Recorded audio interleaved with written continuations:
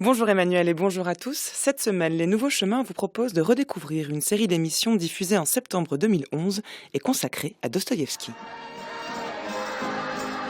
Sovex Sportfilm présente une œuvre magistrale d'après le roman de Dostoïevski, Les Frères Karamazov.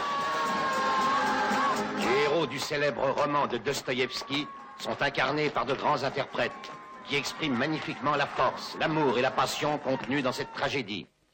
Le père Karamazov déteste ses enfants. Or, ses trois fils le méprisent, car il se complaît dans le vice et l'immoralité. Dimitri Fyodorovitch me portait cette forteresse avec une petite clé d'or. Voilà pourquoi mon... La passion des héros est poussée à son paroxysme. Ils sont cruels, bien que vulnérables. Un conseil de famille dans un monastère, conseil qui s'achève brusquement par une empoignade entre le père et le fils aîné. Qu'un pareil individu existe, qu'il puisse déshonorer ce monde où l'on vit, comment peut-il... Chez Alyosha. Je vais m'asseoir sur tes genoux. Veux-tu? Alyosha, le cadet, l'une des plus belles figures de Dostoïevski, voudrait trouver son salut dans la religion. Mais sa recherche est vaine. Et l'humble moinillon deviendra un révolté. Et cette nuit-là, le père est assassiné dans sa chambre à coucher. Qui est l'assassin? Qui a volé l'argent caché? Pourquoi le fils aîné, Dmitri, fait-il la noce en compagnie de Groushenka, cette même nuit, dans une auberge de campagne, au chant des tziganes?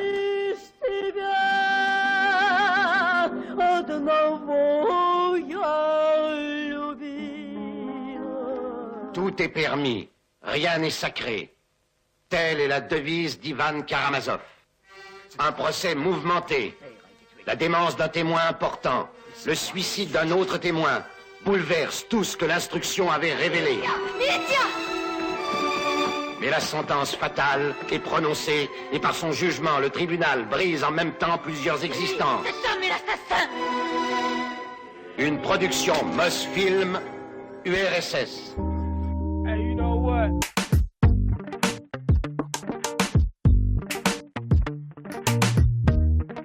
Cette émission ne serait pas ce qu'elle est sans Tristan Grenassia, Sophie Marchand, Géraldine Mosna-Savoie et Geneviève Méric, ni sans Gilles Davidas cette semaine à la réalisation, avec aujourd'hui à la technique Vincent Ronet.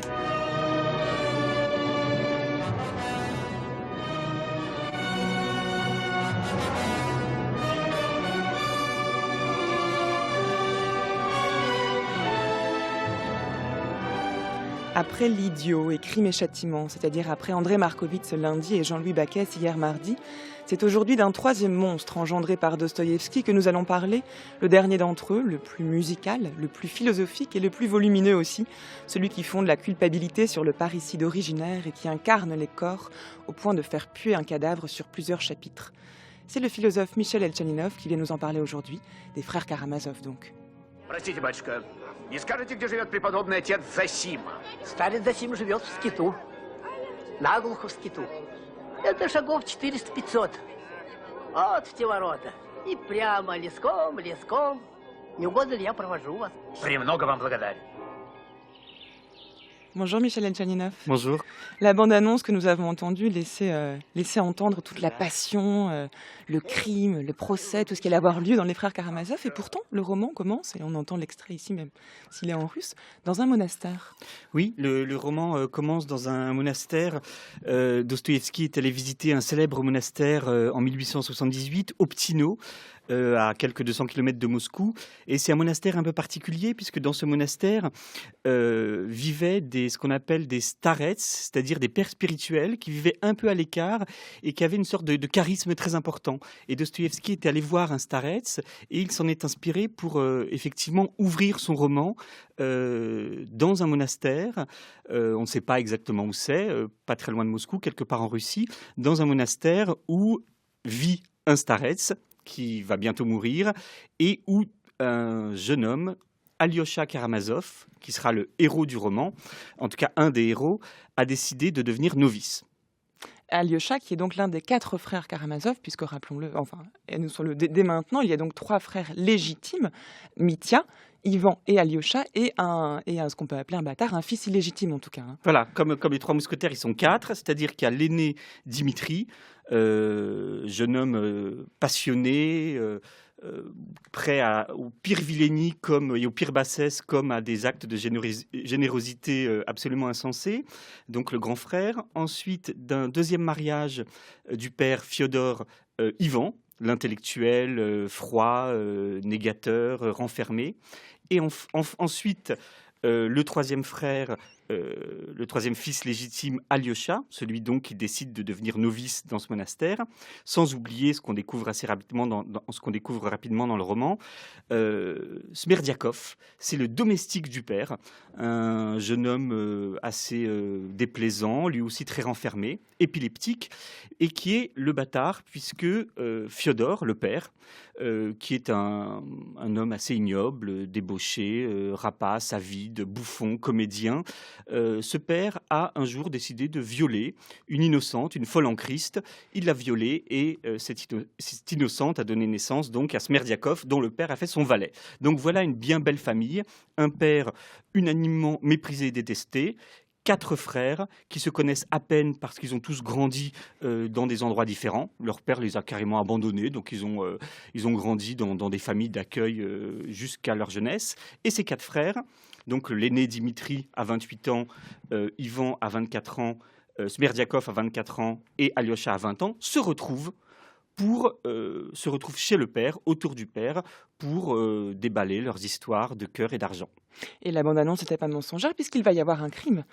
Et ça, on l'apprend assez rapidement dans le roman, puisque Fédor, donc c'était assez intéressant d'ailleurs de remarquer que c'est le même prénom que celui de Dostoïevski lui-même, Fédor va être tué, le père va être tué, et s'en suivra, pendant une longue partie du roman, tout un procès qui va être l'occasion pour Dostoïevski de prendre position par rapport à la justice de son temps, au principe de la justice de son temps, ce qui donne lieu d'ailleurs à des réflexions là proprement philosophiques pour le coup, et qui donc ouvre ce roman qui part dans un contexte plutôt religieux, vers cette question-là de la justice. Voilà, c'est-à-dire qu'en fait, il y a un contexte religieux, parce que c'est un roman sur la Russie contemporaine, et il y a des questions religieuses qui se posent. La bande-annonce n'est pas fausse du tout, parce que Dostoïevski a toujours publié ses romans en feuilleton, et admirait beaucoup le roman populaire français, il adorait Eugène Sue, etc. Donc c'était du roman feuilleton, il y a des meurtres, il y a des crimes, il y a de la passion, il y a des tziganes, etc. Mais évidemment aussi, parce que c'est Dostoïevski, ce sont des romans policiers, des romans feuilletons, métaphysiques, où des grandes questions philosophiques se posent. Donc c'est tout ça que nous propose Dostoïevski. C'est vrai, ce Smerdiakov, dans nos jambes sans cesse. Maintenant, c'est toi, Ivan, qui l'intéresse. Mais ça se croit. Ce merdeux, fils d'une merdeuse, né d'un soir d'ivresse. Ah oui, vous vivez loin d'ici, vous. Je savais rien de tout ça. Toi, dans tes splendeurs pétersbourgeoises, les gazettes des revues littéraires, il paraît que t'écris. Si. Notre veuve Follette, la belle Madame Koklakov, raconte que t'écris dans des revues. Et qui sait? Un jour, tu seras célèbre. J'aurais bien mérité ça, parce que l'autre, là... Non. Faites pas les innocents. Quand t'as beau vivre dans ton monastère, les ragots y parviennent fort bien. Je dirais même qu'ils y fleurissent. Notre monastère est un lieu saint, Père. Vous le savez, vous y êtes venu. Justement, j'y fus. Pour affaire. Ils s'y entendent fort bien. Tes saints pères, voilà, aux affaires. Vous mettez la main sur mon étang. L'étang n'est plus poissonneux. Moi, je suis bon prince, je dois laisser le droit de pêche, mais l'étang est à moi. Hein? Il est malin.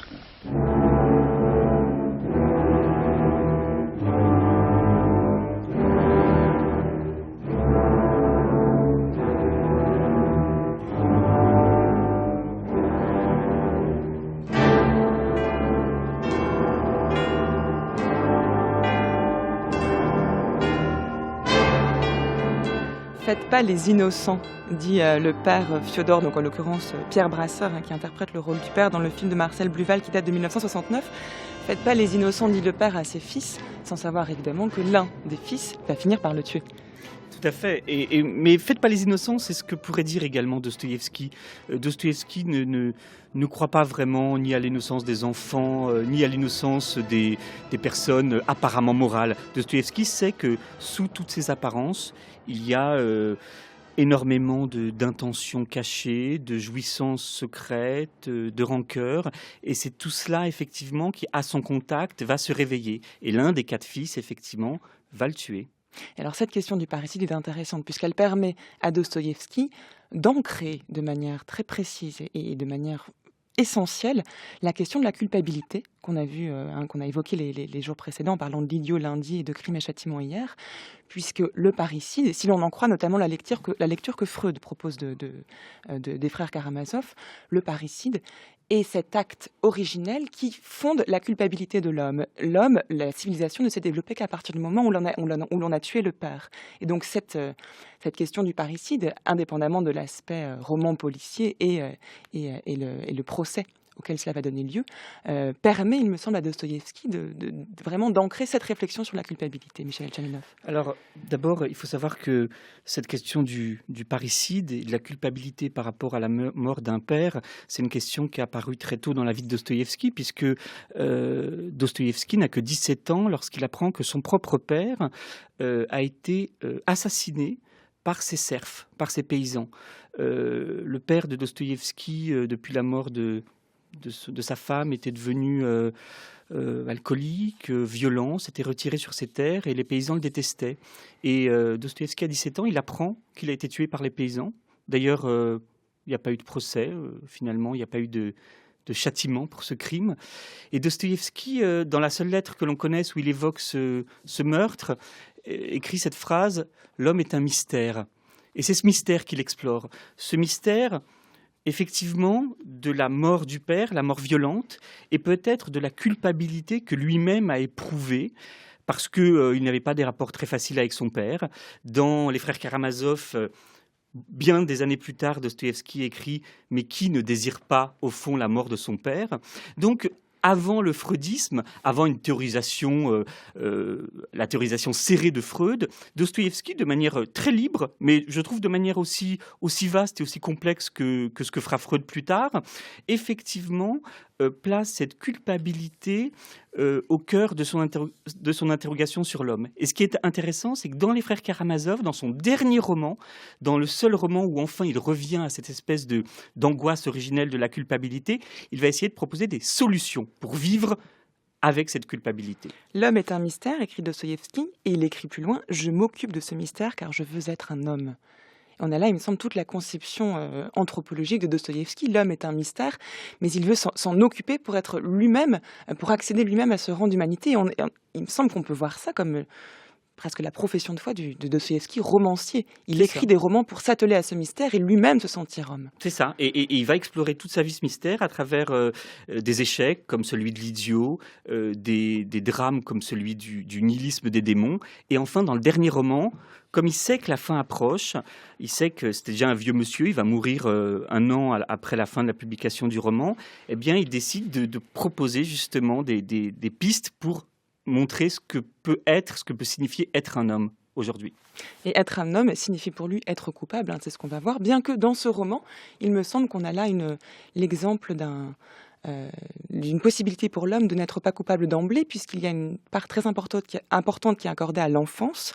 Et donc, qui dit enfance, dit cette possibilité pour l'homme de n'avoir pas toujours été coupable. Et l'enfance est dans une certaine mesure associée à l'innocence, bien que au cours du roman, et ça aussi on va le voir, on va voir que les enfants eux-mêmes peuvent être tout aussi coupables que les adultes. En fait, les enfants, eux aussi font du mal. Et là, ce qui est extraordinaire, c'est Dostoïevski, c'est qu'il n'est pas du tout idéaliste sur personne. C'est très bien que les enfants adorent dire des obscénités, peuvent être aussi cruels que les adultes, adorent l'acte gratuit du mal, peuvent torturer des animaux. Et il sait que ça leur crée des souffrances énormes.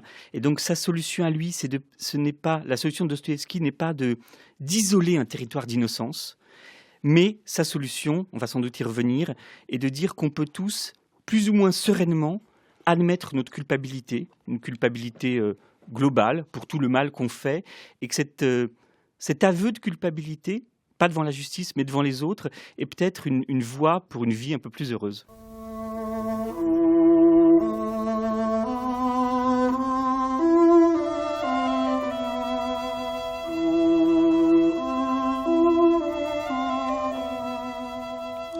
Au moment même où Krasotkin ouvrit la porte et apparut dans la pièce, tout le monde, le capitaine et les garçons, s'étaient massés autour du lit du malade et examinaient un minuscule chiot de molosse qu'on venait juste d'apporter. Un chiot juste né la veille, mais qui avait été commandé une semaine à l'avance par le capitaine pour distraire et consoler Ilyusha, toujours rongé d'angoisse à propos de Yuchka, son chien qui avait disparu et qui bien sûr à présent était mort.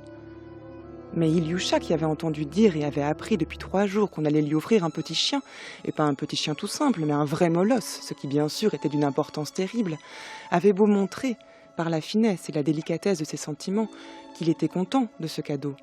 Tout le monde, le père et les garçons, avaient clairement vu que ce nouveau petit chien n'avait peut-être que remué encore plus fort dans son petit cœur ses souvenirs sur Yuchka qui l'avait torturé à mort. Le petit chien gisait et gigotait auprès de lui, et lui, avec un sourire douloureux, le caressait de sa petite main fine, pâle, desséchée. On voyait même que le petit chien lui avait plu, mais Yuchka n'était toujours pas là. Ce n'était toujours pas Yuchka.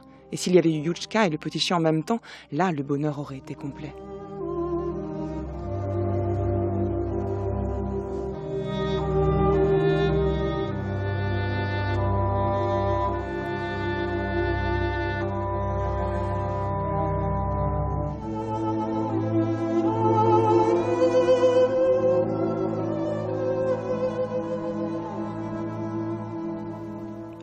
On a là l'exemple, Michel Elchaninov, d'un enfant qui a commis une faute, à qui on a appris à tuer un chien, qui a tué son propre chien en mettant une aiguille dans une mie de pain. Le chien affamé s'est jeté sur la boule de pain et a disparu, dit l'enfant, c'est-à-dire qu'en réalité, il s'est caché pour mourir.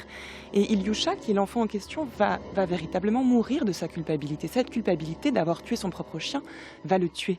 Michel Elchaninov. Oui, là on retrouve justement l'anti-idéalisme de Dostoïevski. Les tourments du mal et de la culpabilité touchent vraiment les enfants. Et ce qui est très intéressant dans Les Frères Karamazov, c'est qu'il y a beaucoup de chapitres, et même une partie entière, qui concernent la vie d'un groupe d'enfants avec ses drames, ses réconciliations et sa réconciliation finale, bien heureusement, grâce à Alyosha le novice. Ilyusha est le fils d'un capitaine pauvre, humilié, furieux contre la vie et le monde. Et ce capitaine, donc le père d'Ilyusha, lui transmet cette haine des autres, cette haine de toute réconciliation possible. Et Ilyusha, c'est ça qui est terrible, reproduit et exagère cette souffrance morale de son père, c'est-à-dire qu'il est humilié, donc haineux, et que quand on essaye de le consoler, il peut devenir encore plus haineux et encore plus énervé. Et c'est typiquement les tourments moraux qu'aime décrire Dostoïevski. Pour Dostoïevski, il ne suffit pas de racheter une faute. Ça ne suffit pas. Parfois, et c'est ça qui fait notre liberté, la liberté humaine, parfois on peut refuser le pardon, on peut refuser l'excuse, on peut refuser le cadeau, parce qu'on ressent encore trop de haine contre les autres et contre soi, en fait, contre la culpabilité qu'on porte. Et donc cette sorte de cercle vicieux moral est un des traits psychologiques qu'aime décrire Dostoïevski, qui le fait de manière, à mon avis, totalement neuve dans l'histoire de la littérature et dans l'histoire de la psychologie en général. Et toute la question, c'est comment en sortir. Et effectivement, offrir un nouveau chien, ça peut ne pas suffire. Donc, il faut retrouver des rapports humains qui sortent du négoce de la faute et du pardon et qui permettent effectivement, comme on le disait tout à l'heure, de faire qu'on puisse devenir un homme, c'est-à-dire qu'on puisse sortir de cette haine de soi. Et toute la quête de Dostoïevski, c'est comment sortir de cette haine de soi. Et il propose plusieurs pistes dans le roman. Et justement, pour sortir de cette haine de soi, il me semble que l'une des choses que Dostoïevski propose, alors de manière implicite, c'est de ne jamais trancher. Les choses ne sont jamais aussi simples que l'on croit. Et il n'y a pas d'un côté le bien, de l'autre le mal. Et on l'a vu aussi, c'est cette fausse opposition entre le bien et le mal, en tout cas cette opposition qui est sans cesse dépassée chez Dostoïevski, se retrouve également dans l'opposition entre l'innocence et la culpabilité, et entre le pessimisme et l'optimisme. On a tort de penser que Dostoïevski est un auteur pessimiste, lourd. Au contraire, il y a beaucoup de moments où il laisse présager une fin heureuse, une suite qui soit heureuse, mais qui est toujours teintée d'un doute. On a là cette espèce d'ouverture indécidée. Ouais. Dostoïevski ne décide pas, ne tranche pas. Alors c'est ça vraiment aussi sa nouveauté littéraire. Le théoricien de la littérature Mikhail Bakhtin, dans les années 20, essaye de nous démontrer que Dostoïevski a créé un nouveau type de roman, le roman polyphonique, c'est-à-dire le roman où l'auteur n'est pas omniscient et ne dirige pas tous les personnages et toutes les actions des personnages vers ce qu'il a envie de leur faire faire. Dostoïevski est face à une réalité extrêmement diverse, extrêmement complexe, et il laisse tout le monde s'exprimer. Il y a un des chapitres, un des livres des frères Karamazov qui s'intitule Pro et Contra, pour et contre. Il laisse parler les deux.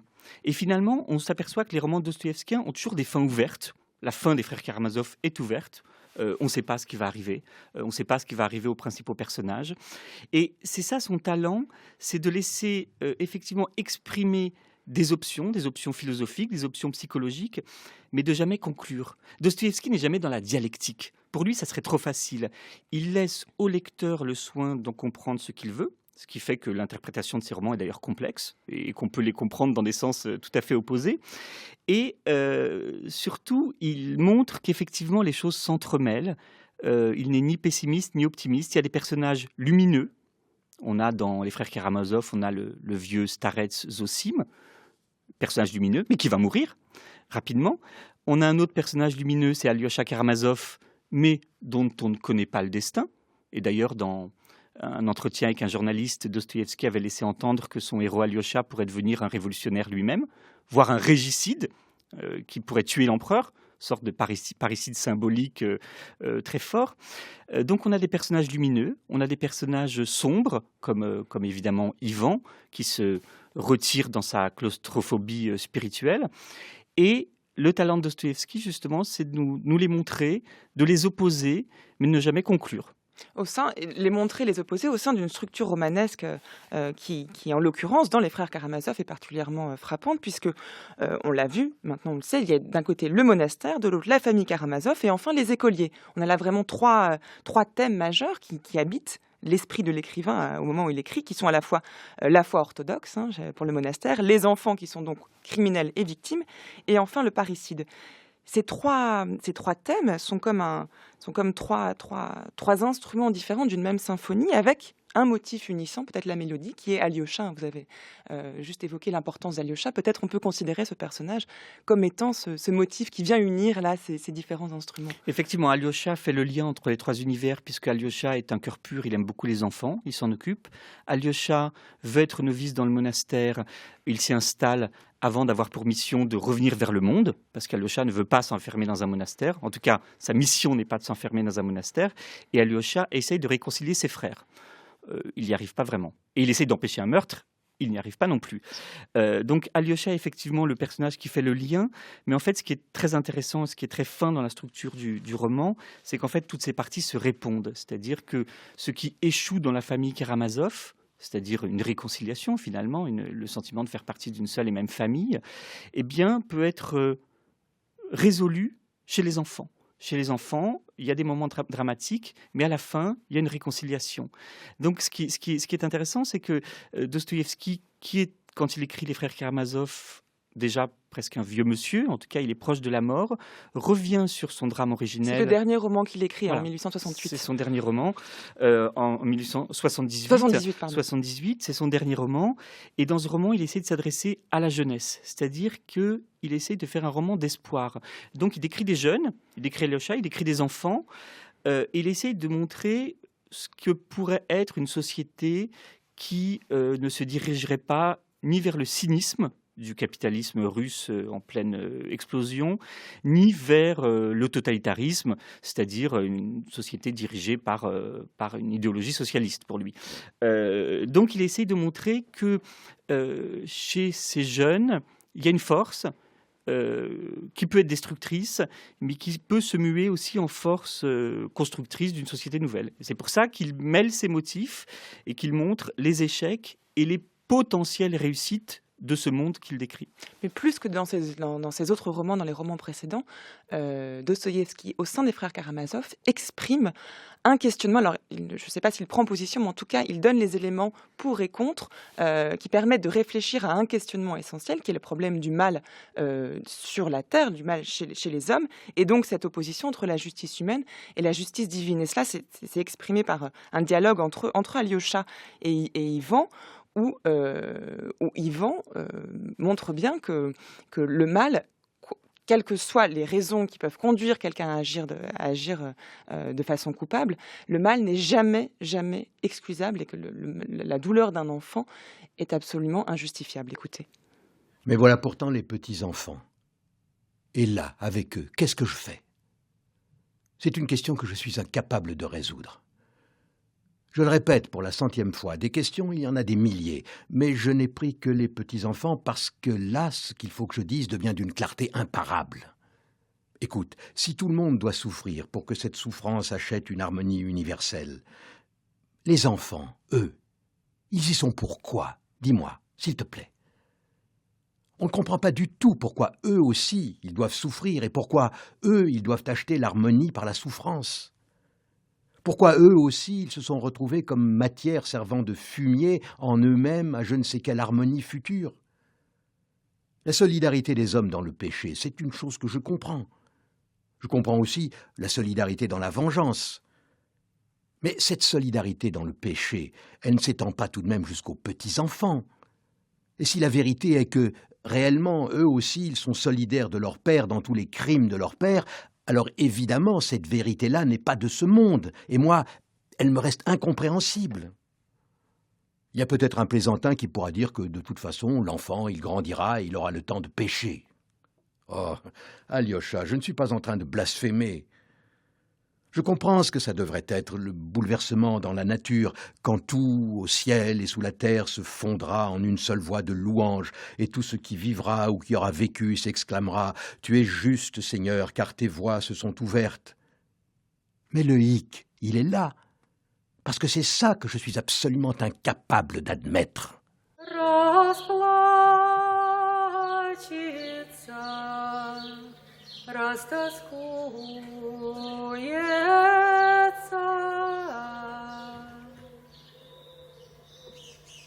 Душа грешная, беззаконная.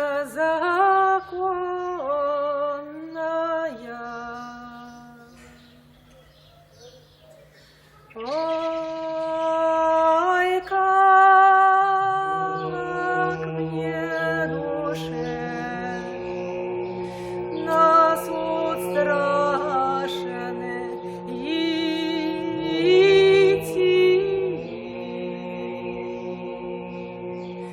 на суд Божий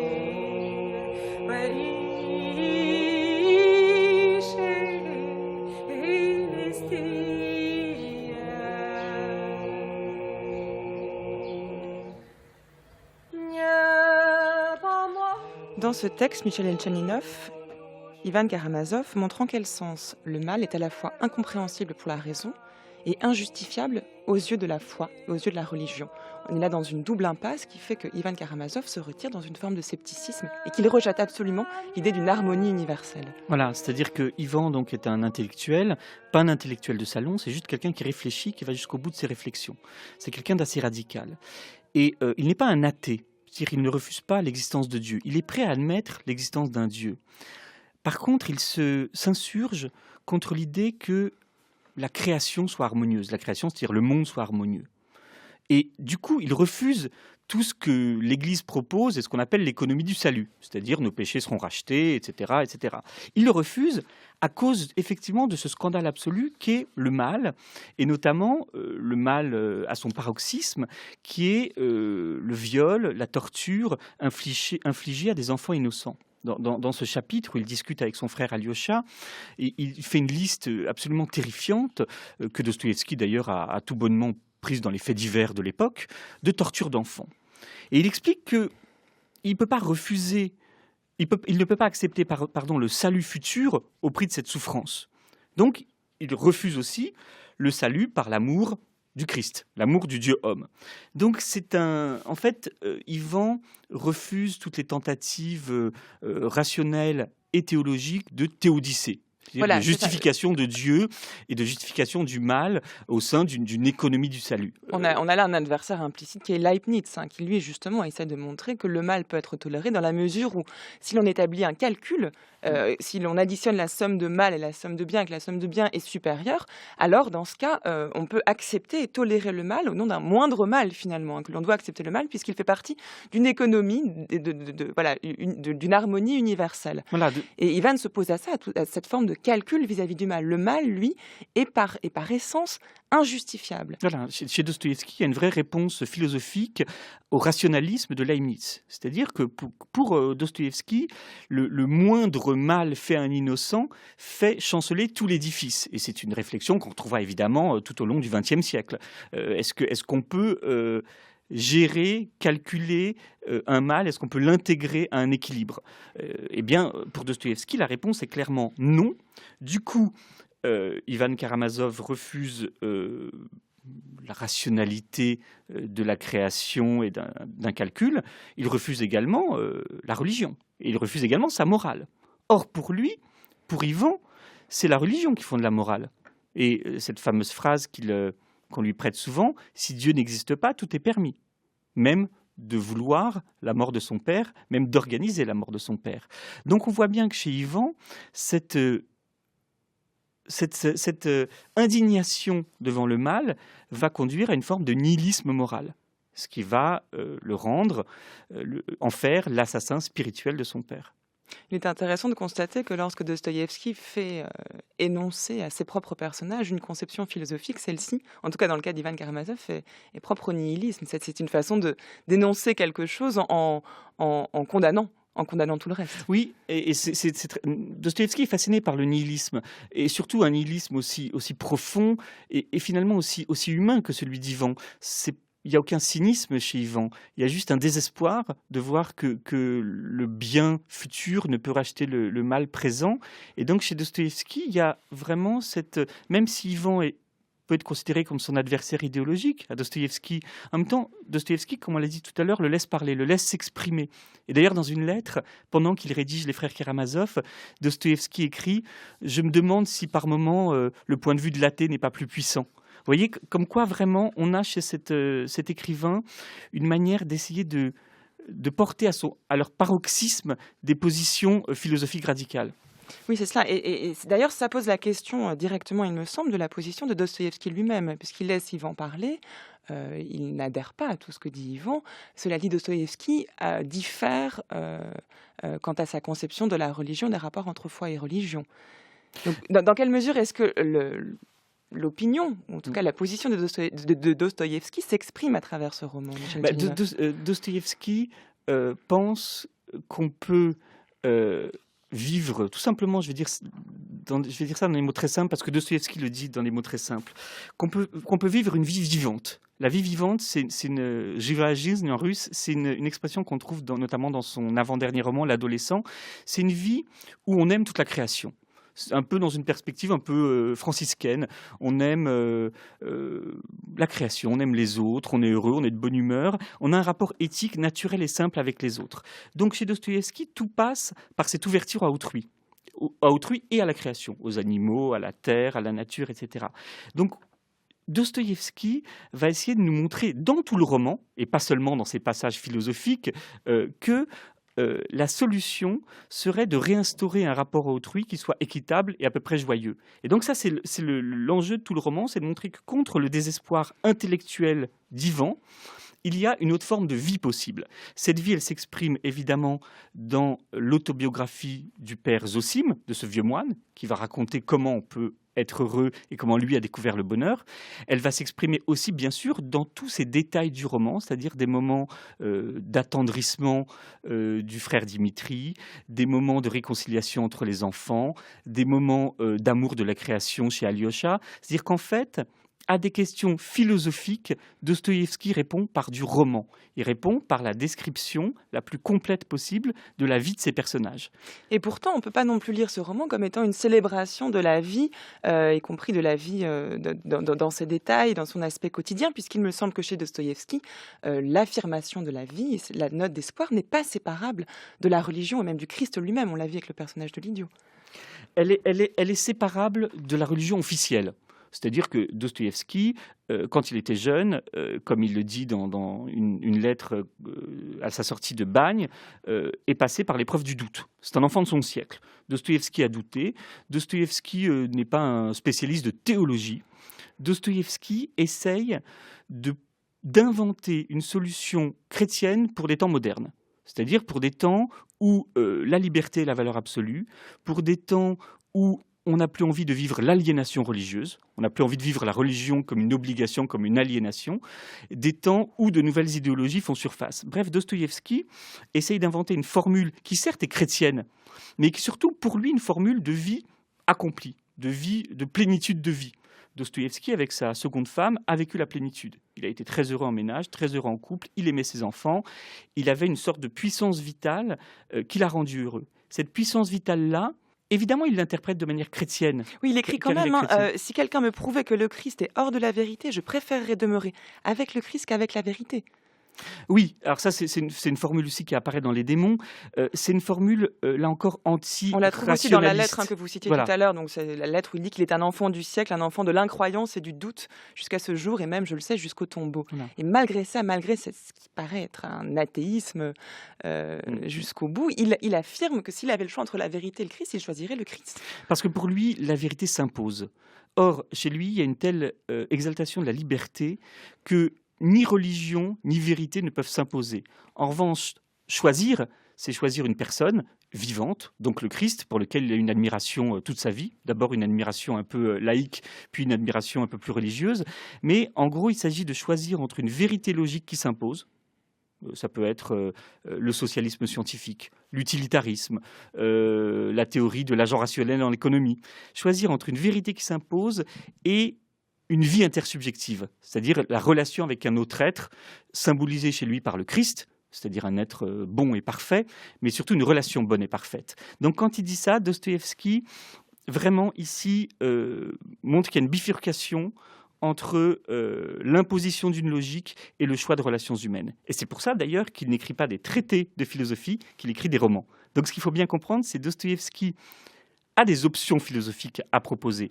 Mais ces options philosophiques ne peuvent passer que par du roman, parce qu'il fait une sorte d'apologie de la vie. Et parce que le roman lui permet de ne pas conclure et de ne pas aboutir à une conclusion univoque. Vous avez dit que Dostoïevski fait des romans et non pas de la philosophie. On l'a dit également que dans Les Frères Karamazov, il y avait, peut-être plus que dans les autres romans, un questionnement philosophique explicite, abouti, et ça passe notamment par ce fameux discours du grand inquisiteur que Ivan raconte à son frère Alyosha. Écoutez. Tu es fier de tes élus, mais tu n'as que des élus, alors que nous apaiserons chacun. Et même, combien y en a-t-il eu parmi tous ces élus, des hommes forts qui auraient pu devenir des élus, qui ont fini par se lasser de t'attendre et ont porté et porteront encore toute la force de leur esprit, tout le feu de leur cœur vers une autre carrière et finiront par lever contre toi une bannière libre? Cette bannière, c'est toi qui l'as levée. Chez nous, non. Chacun sera heureux. Personne ne se rebellera.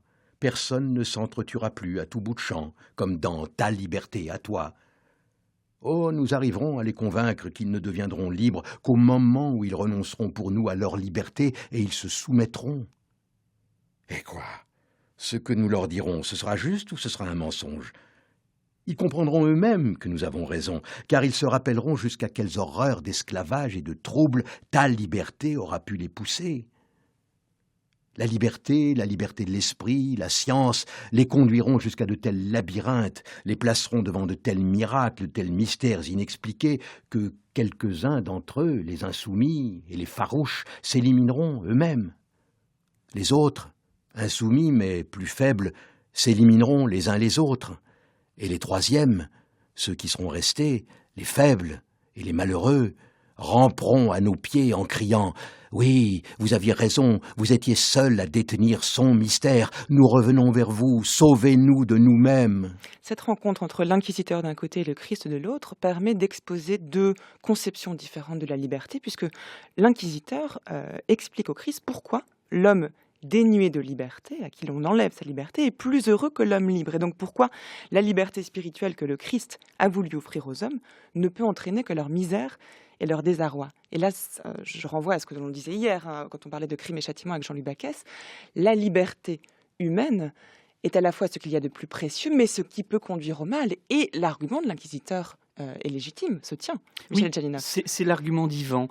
Pour bien comprendre pourquoi apparaît ce discours du grand inquisiteur, revenons à ce que raconte Ivan sur le scandale du mal. Il dit « je refuse qu'on puisse racheter le mal ».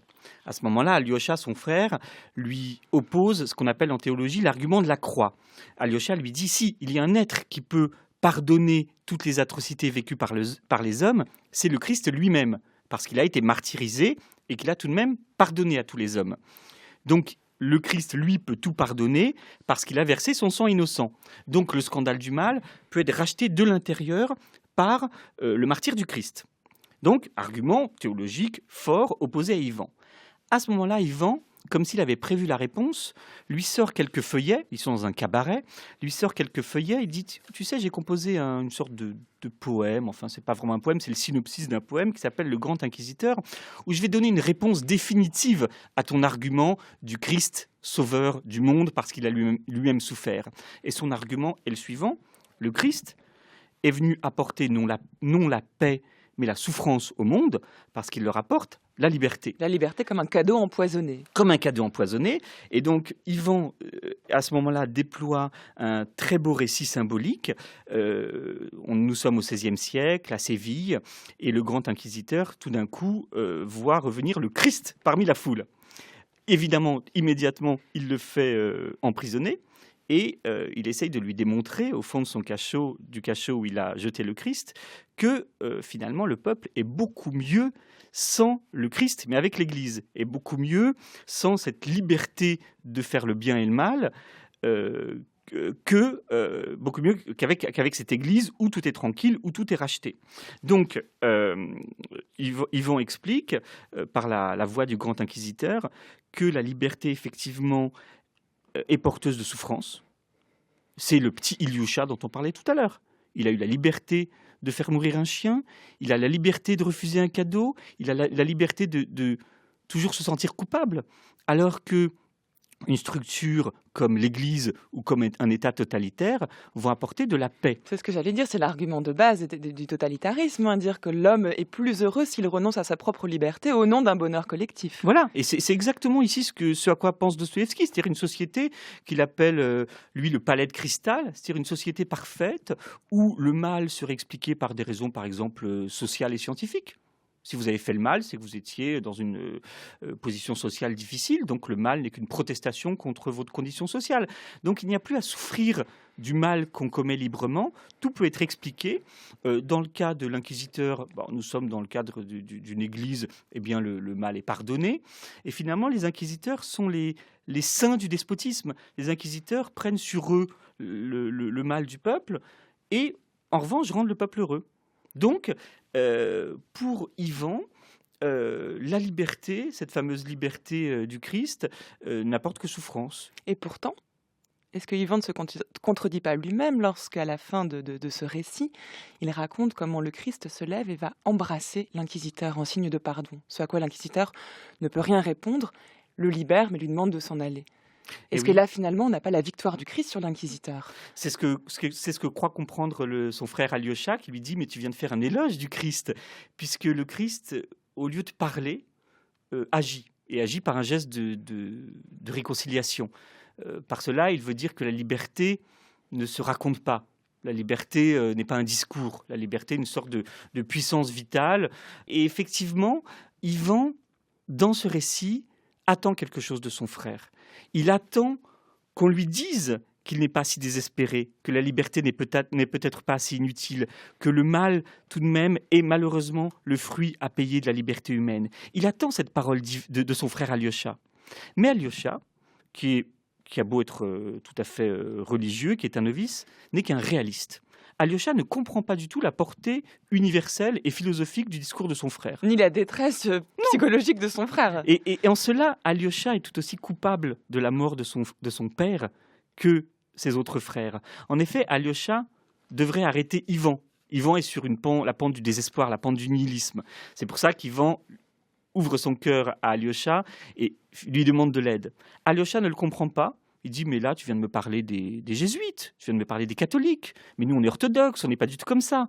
Alyosha ne comprend rien au désespoir ni à la radicalité de son frère et le laisse partir vers une sorte de meurtre commandité que va commettre. Alors, on peut y venir, hein. Il nous Ivan. reste quelques minutes avant la fin de cette émission. Justement, Ivan, le nihiliste, l'intellectuel nihiliste, dont le récit du grand inquisiteur n'était en réalité qu'un appel au secours lancé à son propre frère Alyosha. Ivan est celui qui va tuer son père indirectement en demandant au fils illégitime dont on a parlé, celui qui jouait le rôle de domestique pour son père, Smerdiakov, d'assassiner son propre père. Voilà, c'est-à-dire que c'est en fait qui est coupable de cette histoire. Ils le sont tous. Ils le sont tous. Ils le sont tous, mais tous ont voulu tuer leur père à un moment ou à un autre. Tous, soit l'un l'a fait, mais sur les ordres de quelqu'un d'autre. Donc Smerdiakov veut le faire parce que Smerdiakov rêve de réintégrer cette fratrie. Ce n'est qu'un bâtard, il veut devenir un frère comme les autres. Donc pour leur faire plaisir, entre guillemets, il va à demi-mot faire comprendre à Ivan qu'il va tuer le père pendant qu'Ivan s'éloignera de la propriété. Ivan, à demi-mot, fait comprendre à Smerdiakov qu'il est d'accord avec ce marché. Donc ils sont liés par un pacte où Smerdiakov sera le bras armé d'Ivan Karamazov. Dans le même temps, Dimitri, qui est un instinctif, aurait parfaitement pu tuer le père, il en avait l'intention, il aurait pu le faire simplement, au moment où il aurait pu le faire, une sorte de scrupule l'en a empêché, mais il l'a voulu. Quant à Alyosha, Alyosha c'est un pur, mais en même temps Alyosha c'est aussi un Karamazov, comme il est dit dans le roman, c'est un sensuel, c'est quelqu'un qui a cette espèce de puissance vitale, qui peut être attiré par le vice, et puis Alyosha en fait est quelqu'un qui essaie d'empêcher le meurtre, mais qui l'accélère en fait, puisqu'on vient de le dire, Alyosha avait une occasion d'aider son frère à ne pas sombrer dans le désespoir nihiliste qui entraînait la mort du père, le meurtre du père, mais n'a rien compris, ne l'a pas fait. Et finalement, la clé du roman, c'est qu'ils sont tous responsables de la mort du père, mais que cette responsabilité, cette culpabilité peut acquérir un sens éthique à condition effectivement que chacun de ses frères se sente responsable et admette sa responsabilité.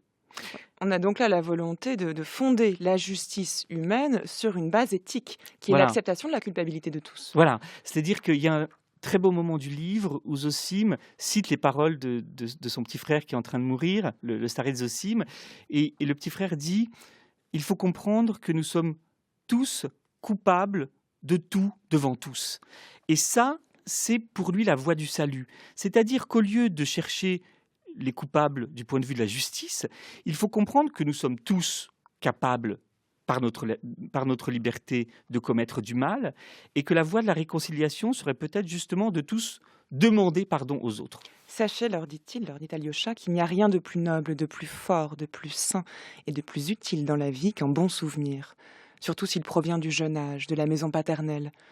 On vous parle beaucoup de votre éducation.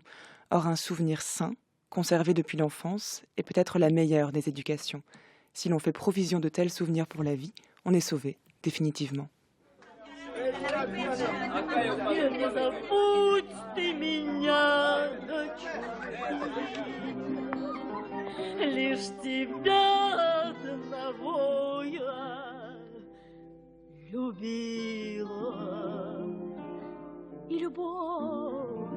Сберегла как святыню.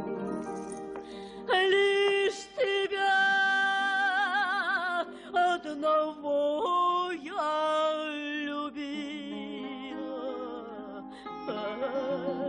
любила, и любовь сберегла как святыню.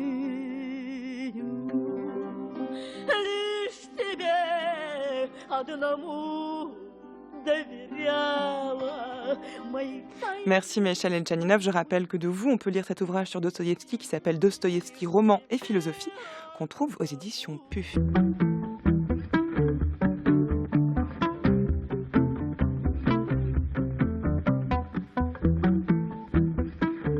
Ainsi s'achèvent les nouveaux chemins, mais pas d'inquiétude, on se retrouve demain pour la suite et fin de cette semaine consacrée à Dostoïevski. Demain, ce sera Anne Koldéfi-Focard qui viendra évoquer pour vous les carnets du sous-sol. D'ici là, si vous souhaitez réécouter cette émission, rendez-vous sur le site de France Culture à la page des nouveaux chemins. Vous y trouverez les indications bibliographiques et musicales concernant l'émission du jour, et vous pourrez surtout la télécharger et la podcaster pendant 1000 jours, afin de l'écouter où vous voulez et quand vous voulez.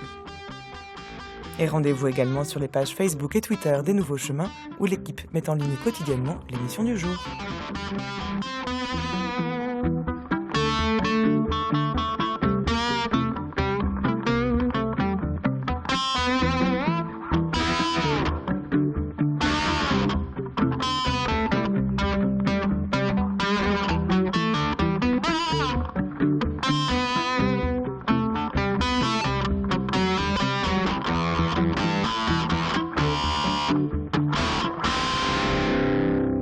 Vous écoutez France Culture, il est 10h50.